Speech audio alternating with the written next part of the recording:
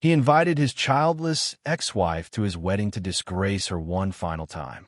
He expected her to slip into the back row quietly, dressed in borrowed clothes, head down, while he and his new bride basked in the spotlight. But when that pearl-white Bentley pulled up to the red carpet and Olivia Hanson stepped out in a flowing gold dress with 4 children clutching her hands, even the photographers forgot to press their shutters.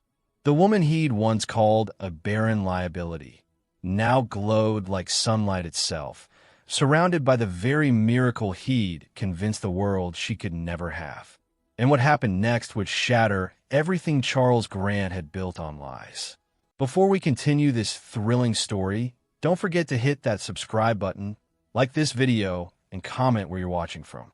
Your support helps us bring more powerful stories, and trust me, you won't want to miss them. Now, let's get into the story. The tension in the penthouse had been building for months, settling like frost over every surface, every conversation, every glance exchanged between husband and wife. But on this particular Tuesday evening in late November, as London's city lights flickered to life beyond the floor-to-ceiling windows, the ice finally cracked. Charles Grant stood in the center of their bedroom, still dressed in his work clothes. Crisp white shirt, platinum cufflinks catching the lamplight, tailored trousers pressed to perfection. At 42, he was the picture of success, a man whose wealth opened doors and whose name commanded respect in Britain's most exclusive financial circles. But tonight, his handsome face was twisted with something uglier than ambition. Tonight, it was twisted with blame. Olivia sat on the edge of their California king bed, her hands folded neatly in her lap, her dark skin glowing against the cream silk of her blouse. She'd known this conversation was coming. She'd felt it approaching like a storm on the horizon, dark and inevitable. Still, knowing didn't make it hurt any less. 7 years, Olivia, Charles began, his voice low and dangerous. He didn't shout. Charles Grant never needed to shout. His words cut deeper in their quiet precision. 7 years of marriage, and not one heir to carry the Grant name. Do you understand what that means? Olivia lifted her eyes to meet his. Those eyes had once looked at him with such love, such hope. Now they carried only a weary kind of strength. Charles, we've been through this. We've seen specialists. We've tried. We've tried. He laughed, but there was no humor in it. No, Olivia. You've tried, and you've failed. Again and again and again. The words landed like physical blows, but Olivia held herself steady. She learned long ago not to show him her wounds. The doctors said it could be either of us. They recommended we both get tested again. Don't. Charles's voice turned to steel. Don't you dare suggest that I'm the problem. The Grant line has produced heirs for 3 generations. My father had 4 children. My grandfather had 6. The issue, my dear wife, is not with me. Olivia felt something crack inside her chest. She stood slowly, her 5'6" frame suddenly feeling very small in the cavernous bedroom. So that's it? You've decided. Without proof, without certainty, you've just decided I'm the one to blame? Charles turned to the window, his reflection ghostly in the glass. Below, London pulsed with life. People going home to their families, their children, their futures. My mother calls me every Sunday. Do you know what she asks? Where's my grandson, Charles? When will you give me a grandchild? Every single Sunday. I'm sorry your mother is disappointed, Olivia said quietly. But I'm your wife, not an incubator, not a business transaction that failed to deliver returns. He spun to face her, and for a moment, she saw something flicker in his eyes. Regret? Doubt? But it vanished as quickly as it appeared. That's exactly what you are, Olivia. An investment that hasn't paid off. I've given you everything. This home, that car, the lifestyle most women only dream of. And in return, nothing. I gave you my love, Olivia whispered, her voice breaking despite her resolve. I gave you my loyalty. I stood by you when you were building your empire, when you worked 18-hour days and came home too exhausted to even speak. I supported your dreams, Charles. I believed in you. Love doesn't build legacies, he said coldly. Songs do. Ears do. And you can't give me that. Olivia wrapped her arms around herself, suddenly cold despite the room's perfect temperature. We could adopt. We could explore other options. There are so many ways to build a family. I don't want someone else's child. Charles walked to his nightstand and picked up his phone. I want my own blood, my own legacy. And if you can't provide that, then what's the point of this marriage? The question hung in the air like poison. Olivia felt her knees weaken, but she refused to sit, refused to collapse. Charles, please, remember when we got married. Remember the vows we made, for better or worse, in sickness and health. Don't those words mean anything to you? They meant something when I thought I was marrying a woman who could give me a complete life. He scrolled through his phone with one hand, not even looking at her. Now, they're just outdated sentiments. So what are you saying? Olivia's voice was barely audible now. Charles found a number he was looking for and pressed dial. He held up one finger to silence her as the call connected. Richard? Charles Grant here. Yes, I know it's late. Listen, I need you to draw up divorce papers. Tonight, if possible. He paused, listening. Yes, I'm certain. No, there won't be any reconciliation. I want this handled quickly and quietly. Discretion is paramount. Olivia's vision blurred with tears she refused to let fall. She watched her husband, the man she'd loved since she was 28, the man she'd dreamed of growing old with, calmly end their marriage as if he were closing a failed business deal. Excellent, Charles said into the phone. I'll expect them tomorrow morning.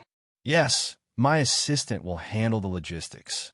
He ended the call and finally looked at Olivia. You should start packing. You already called him, she breathed. You didn't even give me a chance to... To what? To cry? To plead? To promise things will be different? Charles's expression was carved from marble. I've made my decision, Olivia. This marriage is over. I suggest you accept that with whatever dignity you have left. Dignity. The word echoed in her mind as she walked slowly to the closet. Her hands shook as she pulled her suitcase from the top shelf, as she began folding clothes that suddenly felt like costumes from someone else's life. The green dress she'd worn to his company's anniversary gala. The black suit from her interview at the charity foundation where she volunteered. The silk scarf he'd brought her from Paris, back when he still brought her gifts. Charles watched her pack with his arms crossed, his face impassive. Not once did he offer to help. Not once did he suggest she wait until morning. Not once did his resolve waver. As Olivia zipped her suitcase, she caught sight of herself in the full-length mirror. Her face was dry. She'd given him her tears over the years. She wouldn't give him any more. Her spine was straight. Her chin was lifted. She looked like a woman walking to her execution with grace. She turned to face Charles one last time. You're making a mistake. The mistake was thinking this would work, he replied. Olivia picked up her suitcase and her handbag. At the bedroom door, she paused without looking back. Her voice, when it came, was steady and sure. One day, Charles, truth will stand beside me. And on that day, you'll understand what you've really lost. She walked through the penthouse she'd called home for 7 years, past the kitchen where she'd cooked his favorite meals, past the living room where they'd hosted friends who'd already taken his side, past the life she'd built that he'd dismantled in a single phone call. The elevator doors opened with a soft chime. She stepped inside, and as they slid closed, she caught one last glimpse of the penthouse. Charles stood in the doorway of their bedroom, a silhouette against the light, watching her leave. The elevator began its descent. 40 floors to the ground. 40 floors to fall from the life she'd known. When the doors opened to the lobby, dawn was just beginning to break over London. The doorman, who'd known her for years, looked at her suitcase and quickly looked away. Olivia stepped out into the cold November morning, her breath visible in the air. She didn't look back at the building. She didn't allow herself to break. Instead, she walked forward into the gray morning light, A woman discarded but not defeated, broken but not destroyed, alone but not abandoned by the one thing Charles Grant could never take from her: her truth. 3 weeks after the divorce papers were signed, Charles Grant sat in the leather chair of Dr. Lawrence Mitchell's private Harley Street office, drumming his fingers on the armrest. The room smelled of expensive cologne and medical-grade disinfectant, the scent of discretion that only London's wealthiest could afford. "This is just routine, Lawrence," Charles said, checking his Patek Philippe watch. "I'm getting engaged to Emily Parker next month. Wanted to make sure everything's in order. You know how it is. Want to start fresh, start right." Dr. Mitchell, a silver-haired man who'd treated 3 generations of British elite, sat behind his mahogany desk with Charles's file open before him. His expression was carefully neutral, but his hesitation spoke volumes. "Charles," he began slowly, removing his reading glasses, "I've reviewed your test results twice. I even had the lab run them again to be certain." And Charles leaned forward, impatient. The doctor exhaled. "Your sperm count is critically low, below 15 million per milliliter. Combined with poor motility, natural conception would be, well, nearly impossible without significant medical intervention." The words hung in the air like an accusation. Charles's face drained of color. "That's not possible. Run the test again." "We already did. 3 times. Dr. Mitchell pushed the papers across the desk. "The numbers are consistent. This isn't a new development, either. Based on these markers, this condition has likely been present for years." Years. The word echoed in Charles's mind. 7 years of marriage. 7 years of blaming Olivia. 7 years of calling her barren, broken, useless. His hands gripped the chair arms until his knuckles went white. "Who else knows about this?" "Just myself and the lab technician. Patient confidentiality. I want NDAs signed by everyone who's seen this file." Charles interrupted, his voice sharp as broken glass. "Everyone. Today. And I want these results sealed. Buried. Do you understand me?" Dr. Mitchell's expression hardened. "Charles, this is a medical condition. There are treatments. I don't need treatments. I need your silence." Charles stood, straightening his jacket. "Send the documents to my office. And Lawrence? If anyone hears about this, I'll make sure you never practice medicine again." He left without another word, the test results burning in his briefcase like evidence of a crime. That evening, Charles sat in his office, staring at the papers he should have seen years ago. The truth was printed in clinical black and white, irrefutable and damning. But Charles Grant hadn't built an empire by accepting inconvenient truths. He'd built it by controlling the narrative. He picked up his phone and called his publicist. "I need you to handle something delicate," he said. "My ex-wife. I want it known that our divorce was due to her inability to conceive. Frame it sympathetically. I'm the reluctant bachelor who wanted children. She's the woman who couldn't provide them. Can you do that?" By morning, the story had already begun to spread through London's gossip networks like wildfire. By afternoon, it hit the tabloids. Grant's ex-wife, the woman who couldn't give Britain's billionaire an heir. Charles Grant opens up about painful decision to divorce childless wife. Barren and broken, Olivia Hanson's fall from grace. The headlines were brutal, surgical in their cruelty. They painted Olivia as a tragic figure, a woman whose body had betrayed both her and her famous ex-husband. Social media dissected her worth, debated her value, reduced her to a single failure. Across London, in a modest 2-bedroom flat in Brixton, Olivia sat on her friend Maya's worn couch, her phone screen glowing with one vicious headline after another. Tears streamed silently down her face as she read strangers debating whether she trapped Charles with false hope, whether she should have let him go sooner, whether a woman who couldn't have children deserved love at all. Maya, a fierce Nigerian woman who'd been Olivia's university roommate, snatched the phone from her hands. "Stop torturing yourself. They think I'm broken," Olivia whispered. "The whole country thinks I'm broken. Let them think whatever they want." Maya knelt beside her friend, gripping her shoulders. Listen to me, Liv. You're not what he says you are.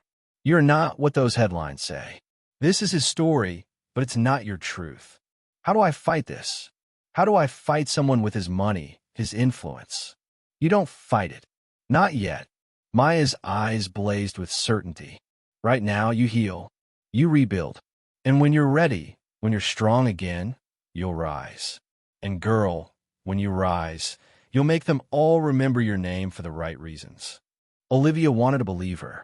She wanted to believe that somewhere beyond this suffocating darkness, there was light waiting. She just couldn't see it yet. The children's ward at St. Mary's Hospital in Paddington smelled of antiseptic and hope, a strange combination that Olivia had grown to love over the past 3 months.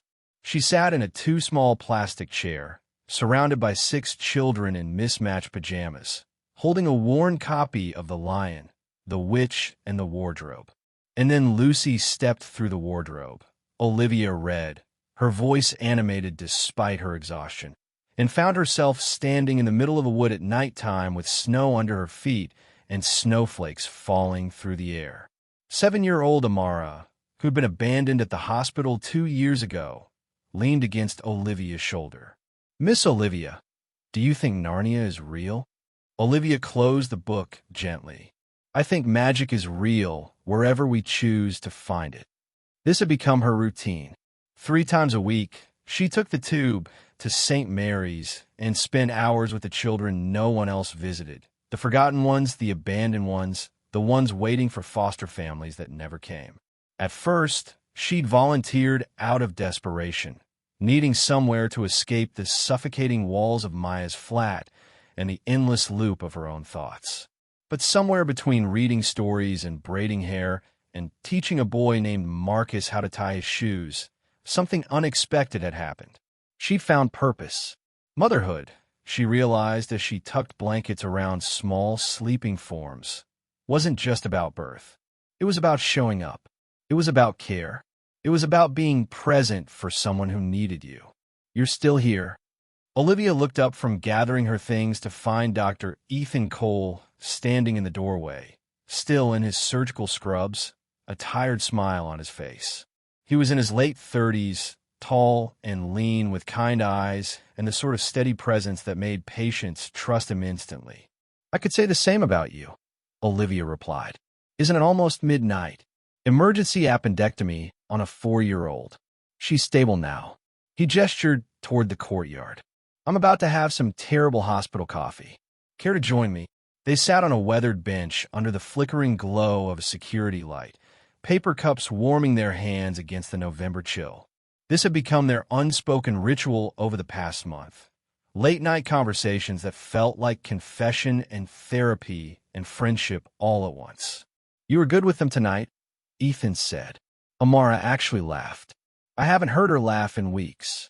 Olivia stared into her coffee. It's easier to make them laugh than to fix my own life. Who says you can't do both? Ethan shifted to face her. Olivia, you're stronger than you know. She shook her head. I don't feel strong. I feel empty. Like everything I thought I'd be, got stripped away, and now I'm just hollow. Ethan was quiet for a moment, his gaze distant. When my wife died 3 years ago, I felt the same way. Like someone had scooped out my insides and left just the shell walking around. You know what my therapist told me? What? Emptiness is just space waiting to be filled. He met her eyes. You lost one life, Olivia. But that doesn't mean you can't build another one. A better one. One that's actually yours. The words settled in her chest. Warm and unexpected. For the first time in months, she felt something other than grief. She felt possibility. Thank you, she whispered. For what? Terrible coffee and unsolicited advice. She laughed, actually laughed, and the sound surprised her. For reminding me I'm still human. As weeks turned into months, Olivia began volunteering full-time. The hospital gave her a small stipend and a purpose. She coordinated the volunteer program, organized birthday parties for children who'd never had them, and slowly, so slowly she almost didn't notice, began to heal. She laughed at Ethan's terrible jokes during coffee breaks. She danced with the children during music therapy. She learned that joy could exist even in the ruins of what came before. One evening, as she helped Marcus with his homework, he looked up at her with serious eyes. "Miss Olivia, are you going to leave us too?" She knelt beside him, taking his small hands in hers. "Marcus, I'm not going anywhere. I promise." And for the first time since Charles had thrown her out, Olivia realized she meant it. She wasn't running from her past anymore. She was building a future. 2 years had passed since Olivia Hanson had left Charles Grant's penthouse with nothing but a suitcase and her dignity. 2 years of rebuilding, rediscovering, and finally thriving. The launch party for Hanson Harvest was held in a converted warehouse in Shoreditch, its exposed brick walls decorated with hanging plants and soft golden lights. Over 200 guests mingled beneath banners showcasing Olivia's brand. Natural skincare products blending African herbs with British botanicals. Shea butter met chamomile. Morena met rose. Heritage met innovation. Olivia moved through the crowd in a stunning emerald dress, her natural hair styled in elegant twists, her smile genuine for the first time in years. Investors shook her hand. Beauty editors asked for samples. A journalist from Vogue requested an interview. "You did it," Maya whispered, squeezing her friend's hand. "Look at you. Look at all of this." Olivia's eyes scanned the room and landed on Ethan, standing near the refreshment table in a navy suit that made him look less like a pediatric surgeon and more like a man attending something far more significant than a product launch. When their eyes met, he raised his glass with a smile that made her heart skip. He'd been there for every step of this journey. From the first prototype mixed in Maya's kitchen to the night she'd nearly given up after her third investor rejection. He believed in her when she couldn't believe in herself. Later that evening, after the last guest had departed and the cleaning crew had begun their work, Ethan drove Olivia to a countryside villa in the Cotswolds. She'd assumed they were celebrating, perhaps staying the night before returning to London's chaos. But when he led her to the garden, where string lights illuminated a path through roses and lavender, she realized this was something else entirely. "Ethan, what?" He turned to face her, his hand trembling slightly as he reached into his pocket. "Olivia, I've spent 3 years watching you transform pain into purpose. I've seen you build something beautiful from ashes. You once lost a husband who couldn't see your worth." He dropped to one knee, opening a small velvet box to reveal a simple but stunning diamond ring. "I want to spend the rest of my life proving it to you." Tears blurred her vision. Yes, yes, of course, yes. They married 3 months later in a small chapel in the countryside. Just 20 guests, no press, no tabloids, no spectacle. Maya stood as her maid of honor. Ethan's sister played violin, and when the pastor pronounced them husband and wife, Olivia finally understood what it meant to be chosen rather than tolerated. Their honeymoon was a quiet week in Scotland, walking through heather-covered hills and sleeping in late. It was simple. It was perfect. It was theirs. 4 months after the wedding, Olivia sat in Dr. Sarah Chen's office, Ethan's hand gripping hers tightly. She'd been feeling exhausted lately, slightly nauseous in the mornings. They'd assumed it was stress from expanding Hanson Harvest into 3 new markets. Dr. Chen looked up from her tablet, a smile breaking across her professional composure. "Olivia, you're pregnant." The world stopped. "That's not." Olivia's voice cracked. "That's not possible. I was told. You're approximately 8 weeks along." And Dr. Chun turned the ultrasound screen toward them. There appeared to be 4 distinct heartbeats. Ethan's grip on Olivia's hand tightened. 4 quadruplets, the doctor confirmed. "It's rare, but not impossible, especially given your fertility treatments." Olivia couldn't speak. Tears streamed down her face. Tears of joy, disbelief, and something that felt like divine poetry. The woman Charles had called barren. The woman tabloids had pitted.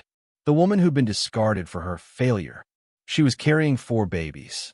From emptiness to overflow, Ethan whispered, his own eyes wet as he kissed her forehead. "Just like I told you. Space waiting to be filled." Olivia laughed through her tears, her hand moving instinctively to her still flat stomach. For lives growing inside her. For miracles she'd once begged heaven for. For children who would never know what it felt like to be unwanted. She thought of Charles then, just briefly, the man who'd built his empire on lies and buried truth to protect his pride. And for the first time since their divorce, she felt something other than pain when she remembered him. She felt free. The pregnancy was both a miracle and a battle. Dr. Chen warned them from the beginning. Quadruplets meant high risk. Bed rest. Constant monitoring. Hospital visits every week, then every few days, then, toward the end, daily check-ins. Olivia's body, which had once been called broken, was now performing the most extraordinary feat of creation. "Your blood pressure is slightly elevated," Dr. Chan said during week 23, her brow furrowed as she studied the monitors. "We may need to consider early delivery if it doesn't stabilize." Ethan sat beside Olivia's hospital bed, his hand never leaving hers. "Whatever you need to do to keep them safe." But Olivia shook her head, her other hand resting protectively on her swollen belly. "They need more time. I can feel it. Just a little more time." She spent the next 3 months moving between her bed and the hospital, her world shrinking to the size of 4 heartbeats. Maya brought her meals. Ethan read to her every evening. Medical journals, poetry, ridiculous celebrity gossip, anything to keep her spirits up. The children from St. Mary's sent her hand-drawn cards that covered her bedroom walls like prayers. "Miss Olivia is having 4 babies." Marcus had written in crayon, with a drawing of 4 stick figures holding hands. Through months of swollen ankles and sleepless nights, through tears of frustration and moments of transcendent joy, Olivia held on. She talked to her babies constantly, singing them lullabies her mother had sung to her, promising them a world of love they could trust. After years of being called barren, she whispered one night, tears streaming down her face as 4 tiny feet kicked against her ribs, "God multiplies my miracle. Not 1, not 2, 4. At 34 weeks, her water broke at 3 in the morning. The delivery was controlled chaos. 2 surgical teams on standby, Ethan in scrubs beside her, squeezing her hand so tightly his knuckles went white. Dr. Chen's voice calm, but urgent, as she called out commands. First, baby crowning. Benjamin arrived first, screaming his arrival at 3:47 a.m. 4 pounds 2 ounces of pure determination. Benson followed 3 minutes later, quieter but strong, his tiny fist wrapped around the doctor's finger. Bernard came next, the smallest at 3 pounds 9 ounces, but with lungs that announced his presence to the entire ward. And finally, at 4:02 a.m., Becky, the only girl, 5 pounds even, with her mother's eyes and her father's steady heartbeat. For babies. For miracles. For lives that should have been impossible. Olivia held Becky against her chest, tears streaming freely as Ethan cradled Benjamin and Benson while a nurse settled Bernard in the warming bed. "They're here," she sobbed. "They're really here. They're perfect," Ethan whispered, his voice breaking. "You're perfect." The weeks that followed were a blur of feeding schedules, diaper changes, and the profound exhaustion that only new parents understand. But beneath the chaos was a joy so deep it felt like sunlight breaking through clouds that had blocked the sky for years.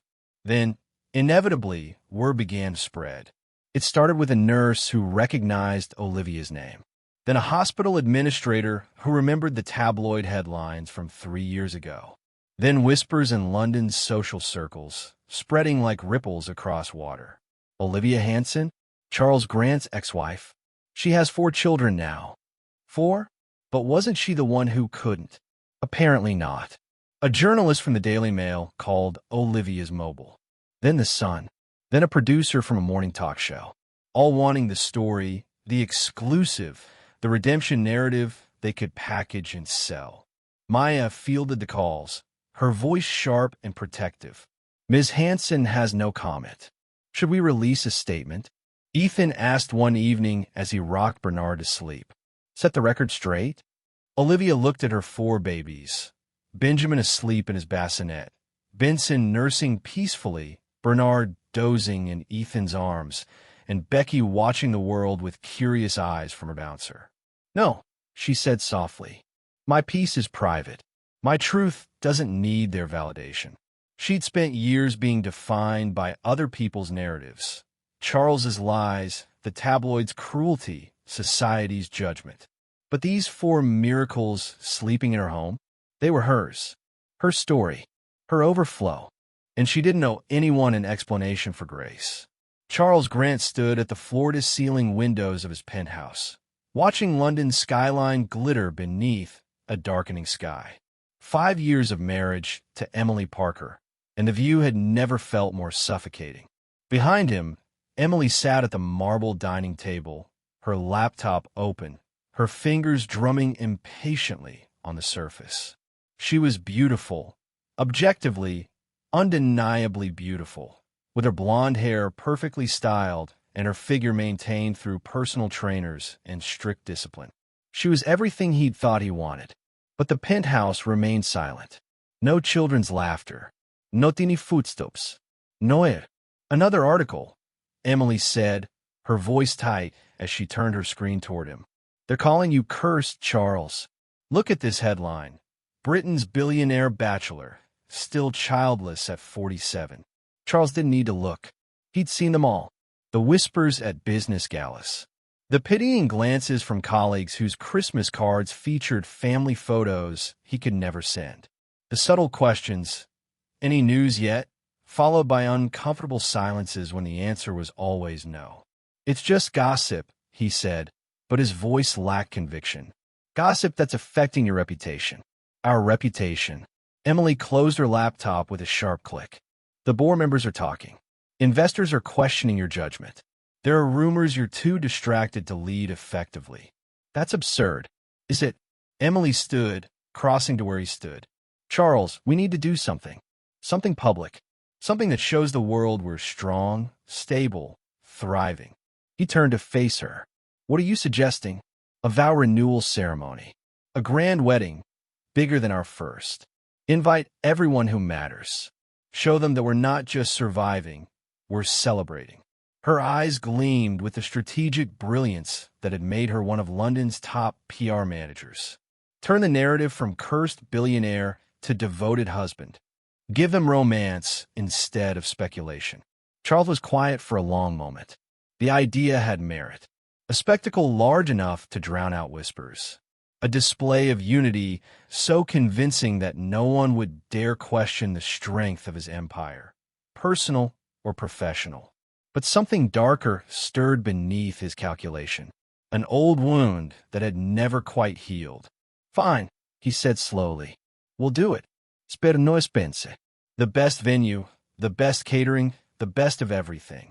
Emily smiled, already mentally planning. I'll handle the details. Guest list should be around 300. And add one more name. Charles interrupted, his voice cold. Olivia Hanson. Emily's smile faltered. Your ex-wife? Why would we?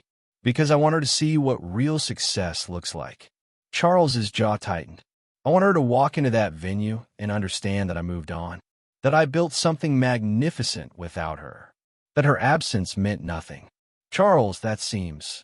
Send her the invitation, he said, his tone leaving no room for argument. The best seat in the house. I want her to have a perfect view of everything she lost. 2 weeks later, a heavy cream envelope arrived at Hanson Harvest's small office in Brixton. Olivia was reviewing ingredient shipments when Maya burst through the door, waving the envelope like it was contaminated. You need to see this.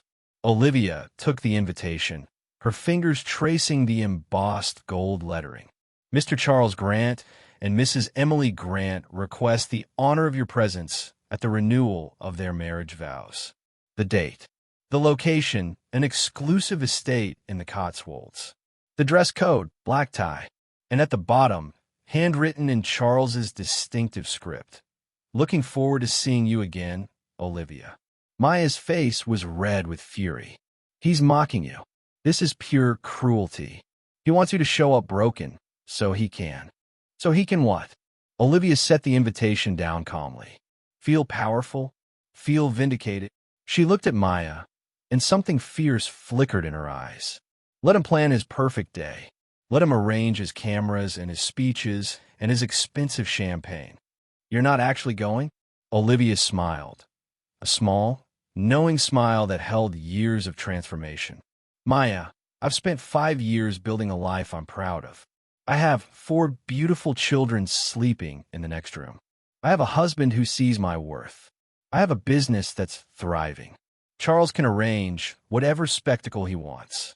She picked up the invitation again, studying it. "The truth doesn't fear cameras," she said softly. "And grace doesn't need permission to shine." Maya stared at her friend, understanding slowly dawning. "You're going to go?" "I'm going to go," Olivia confirmed. "Not to prove anything to him, but to prove something to myself. That the woman he discarded is no longer the woman who left his penthouse in tears. She was someone else entirely now. Someone better." The morning of Charles Grant's vow renewal ceremony arrived with perfect English weather. Clear skies, gentle breeze, golden sunlight spilling across the manicured lawns of Ashworth Estate. Drones hummed overhead, capturing aerial footage for the exclusive Tatler spread. Photographers lined the red carpet that stretched from the circular drive to the garden pavilion.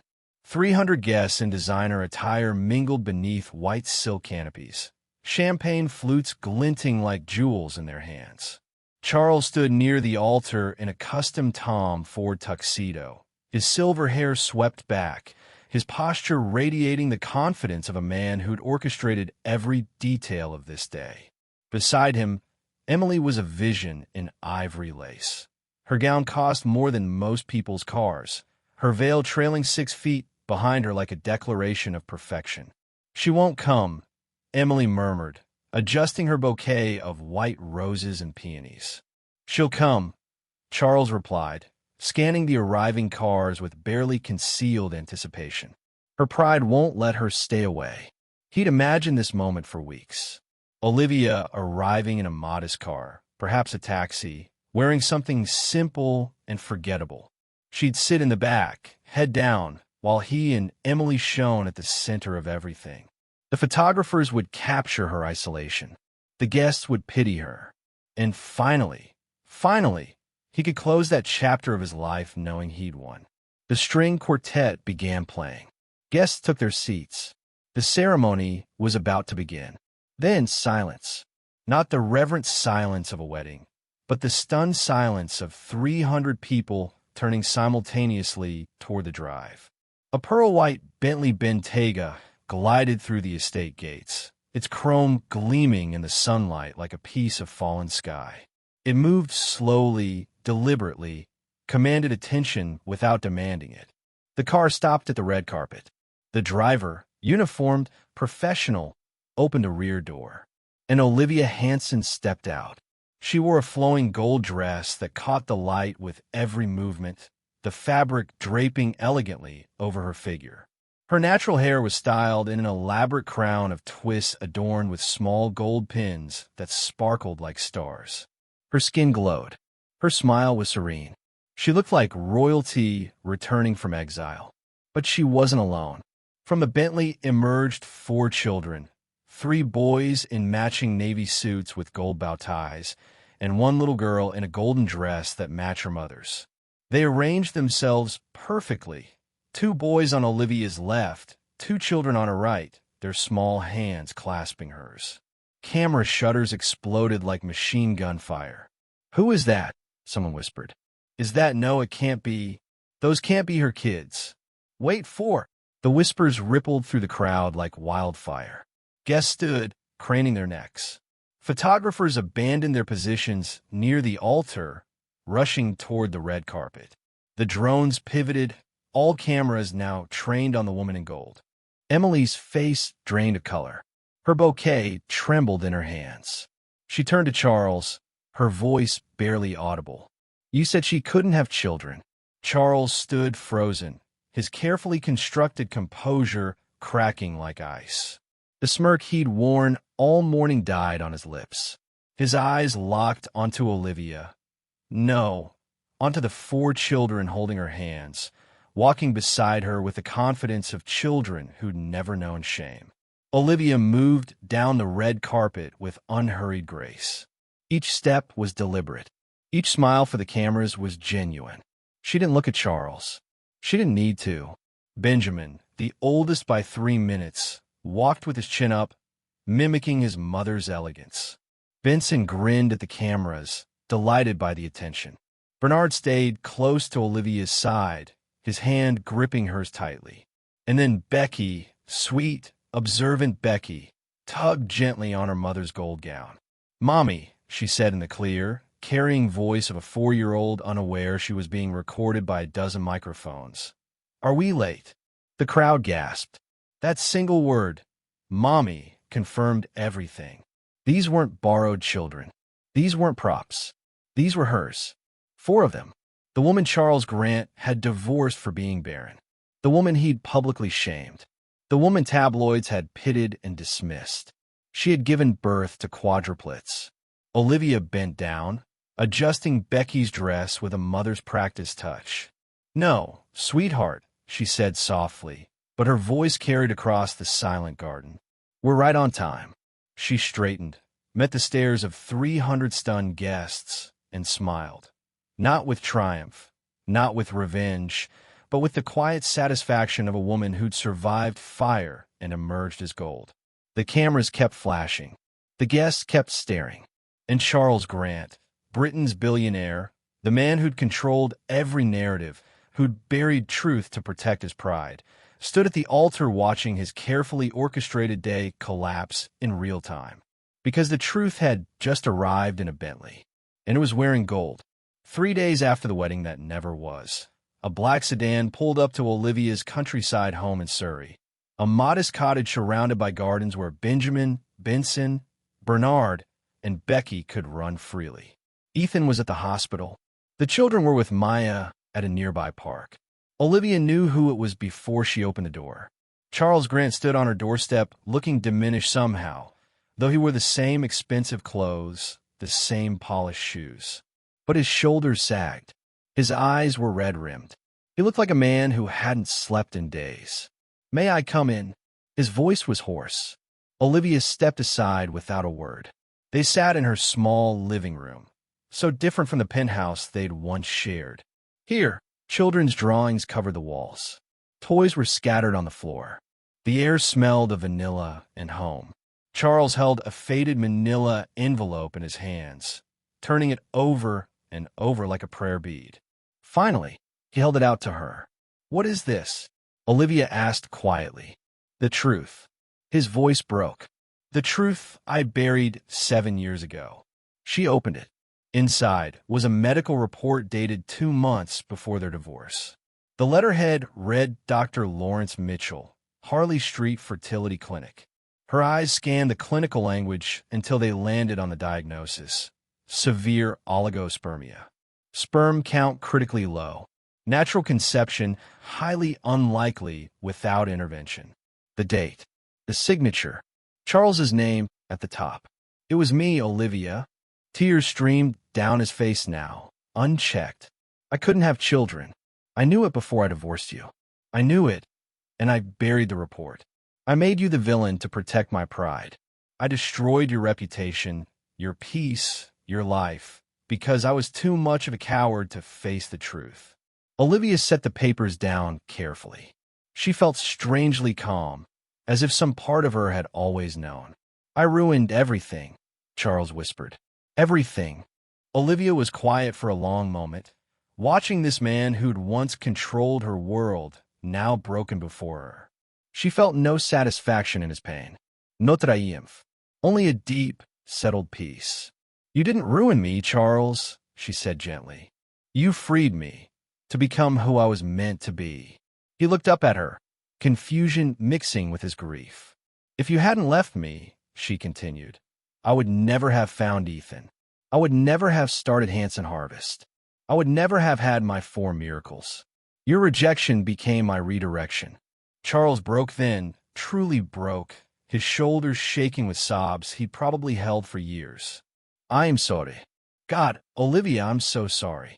She reached across the space between them and touched his hand briefly. I forgive you. He stared at her. Ow! After everything because holding on to it would poison me, not you. And I won't let you take anything else from me, not even my peace. Charles stood to leave, his legs unsteady. At the door, he turned back one last time. Your Bentley, he whispered, his voice filled with wonder and regret. It didn't carry revenge. It carried revelation. Yes, Olivia said softly. It did. He walked to his car and drove away, and Olivia watched until he disappeared down the lane. She never saw him again. The months that followed brought their own revelations. Emily filed for divorce. The proceedings splashed across every tabloid in Britain. Charles's business partners quietly distanced themselves. His empire didn't collapse. He was too wealthy for that. But it faltered, dimmed, lost its shine. Meanwhile, Hanson Harvest expanded into 12 countries. Olivia's story, leaked by someone at the wedding, picked up by The Guardian, then BBC, then international press, became a phenomenon. Women wrote to her from everywhere: Nigeria, India, Brazil, Japan. Women who'd been called barren, broken, cursed. Women who needed to hear that their story wasn't over. 1 year after the wedding, Olivia stood on another red carpet. This one leading to the inaugural gala for the Olivia Hanson Foundation for Women's Health and Fertility. She wore emerald green this time, her confidence no longer something she had to summon, but something that radiated naturally. And beside her, as always, walked Benjamin, Benson, Bernard, and Becky, 5 years old now, dressed in coordinated outfits, holding their mother's hands.